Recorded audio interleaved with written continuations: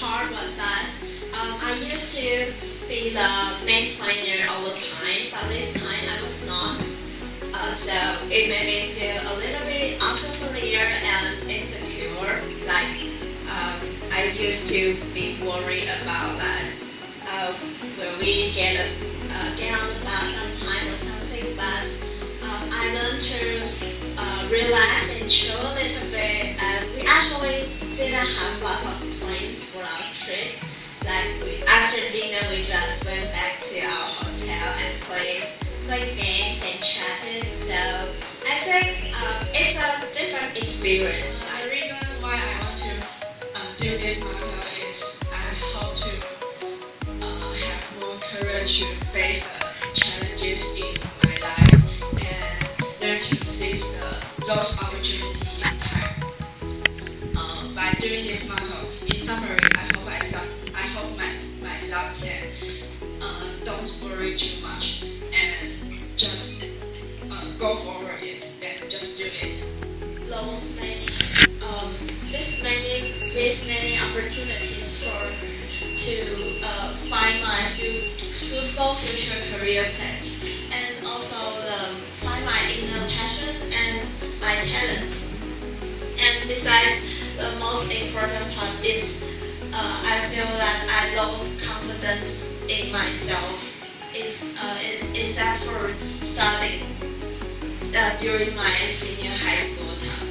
And so when I come to the university, I have made up my mind to change this bad habit and just trying to do something new and believe in myself. And also, I always talk to my friends like, oh, I want to learn cooking, and I never done that. So I think it's a pity because actually in my dormitory there's a pot and there also meant a kitchen, but I never used that. I told my mom that she buy me a pot and I can cook, but I never opened it. I even lent it to others to have a hot pot and I never used it myself. So I think I shouldn't be like that. So I buy ingredients from the supermarket after my class today and that day, and also I cook. So in week 7 I have to do a to-do list in week 5 and week 6. But because thinking of my motto, don't let tomorrow's self look on today's self, so I really finished those to-do lists. And also this is a work-life balance week because I went to a Taipei store to watch the baseball games. And here's the pictures. In this week, because of the Qingming Festival, I went to Turkey to earn some money and I watched baseball game with my friends. And also I went to cafe to study. We spend a lot of time on social media and it's easy to feel body shame because you see all influencers and all your classmates and all the people have a wonderful life and they have very fit or hot body, but if you don't have, you will easy to blame yourself like why I'm just not look like it. So, but after I was diagnosed with viral gastro and diabetes, so I realized the only standard is not that you are beautiful or you are thinner enough. The only standard is your health or not. I came up with this sentence because I used to be a really pessimistic person when I was in junior high because I got into a talented class and I was isolated by my classmates, and also most of them did really well on the test, so I was really stupid at the time. So I continued to complain to my mom, and my mom wanted to figure my problem, so she gave me a book. And this book is a really popular book called Secrets. And in the book, it talks about how we can turn our minds to be positive, and also we can trust ourselves to make all of the dreams come true. And at that time, I think this is really ridiculous because every time I set my goal, but it always cannot come true. And we all know that life is like busy in college and also struggle in college, and it's full of challenges and some unexpected things. But however, I believe that there are always some small moments of beauty and happiness waiting to be discovered. However, I think we only live once, so and there is some opportunities. If you miss it, you will never get the chance again. So I expect myself to seize the time and opportunities and live a meaningful and fulfilling life. The first one is about the digital companions for learning, and which is called 数位学伴. And in this program, we have to teach the kids English online. And this is my student. He is Luke from Jingmen. And during my teaching process, I feel a little bit frustrated because he's always really naughty on class. And as we are having class online, I don't know what he's actually doing. So sometimes he is just like gone or something. But in the last class, he told me that he thinks my class is a lot interesting than the one he takes at school. And this makes me feel a little bit sense of accomplishment. And it is also my first time to teach English, which is a great experience for me. My motto is forget English, never forget kindness. I chose this as my motto because I used to remember every bad thing that happened to me, and that made me very unhappy. I also realized I wasn't very kind to people who I didn't know because of my past bad experiences. So basically, my goal is to be a kinder person by doing good work every day and let go of my past. And in April 13th, I watched a movie with my friends, which we all expected for such a long time. And in April 16th, I studied for my economic midterm, and there are so many things to remember, and I'm also really depressed about it. I'm an emotional person. I went back to Joshua and I realized one thing, that although I skipped 2 days of class, I still catch up on the progress. So I don't have to always follow my schedule. It's alright, as long as I pay attention to all of it, so I can relax a bit. And also on April 3rd, I got scared by the earthquake. We live on 18th floor. We have those HRC construction, SRC construction, which means that the building is going to shake and really intense. And I got scared by it, and then I decided to go on a walk in the park. And then I found out even under those intense conditions that I'm really stressed about the earthquake. It was so terrifying. Yeah. My motto is don't forget to find reasons to smile. I choose this motto because I want to learn to control my emotions and appreciate beautiful things in my life. Simple reasons. So let's see my progress report. After I read through my records, I divided my methods to happiness into 4 categories.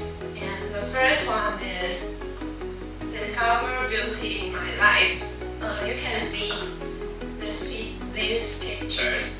Here is a cute dog I found in a restaurant. My motto is rest at the end, don't give up on the way to succeed. So why do I come up with this motto? There's 2 main reasons.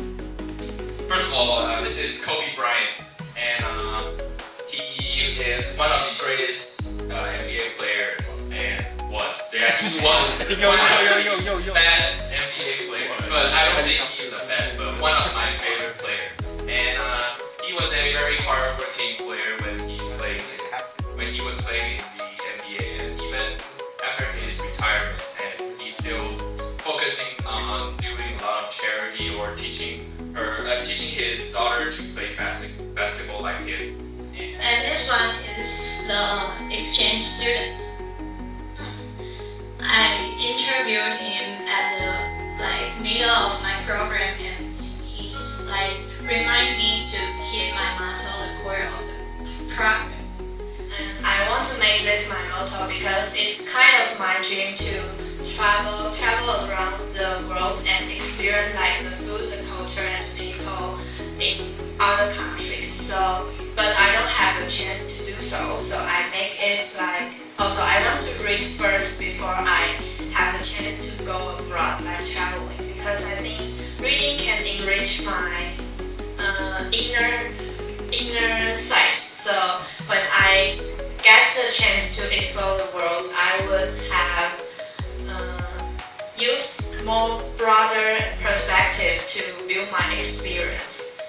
get out of my comfort zone and find a new myself. And the purpose of my motto is to encourage myself to try different new things and always believe in myself. Like 80% of people saying that their food is being squashed before. And about the solution, among of our interviewers, there are 60% of them suggest that we should add some classification, such as the delicate item, breakfast room, and so forth. We also asked many questions about whether firstly we came up with some causes that we think might be causing SEC students to be low. Then we asked the interviewees about these, like whether these questions are the cause of their loneliness, and we also asked them to propose the potential causes, the cause of their business not missing out question. So we designed the questionnaire and then we distributed it. We printed out and then distributed it. So my parent and I made a hypothesis that we need to prevalent among 22 students, and the primary cause is a different supply with our university. Most people grade their test before, and at the final time, they will choose basement library because it's open 24 hours. So we choose basement library for doing our survey and see whether basement library provides student enough C and whether the C distribution and design is what student favorable. And actually, it's quite. It's not very. I thought, in my personal opinion, I think people will like to see in single seats, but actually, people also like to see in the two people seats and also both people seats, and only 5% will like to see in both seats. Yes. And the interpretation I gave about this result is the same as in result 2, because Group A has a lower current credits, and therefore they might feel that they will not be able to graduate in time for long because of this requirement. And also because of their history when they select or having problems selecting general courses, the higher uncertainty and the higher difficulty for them is so there exists for them. So they naturally feel that it is harder for them to get it done. This requirement. Because according to the statistics that about 10 student will get one student, only one is left-handed dominated student. But actually, I can totally feel the desk or the whole environment is not so friendly for left-handed student from my personal experience since the first year until even right now. Yeah. 3/4 of them choose yes, well, 1/4 of them choose no. And I think this is helpful for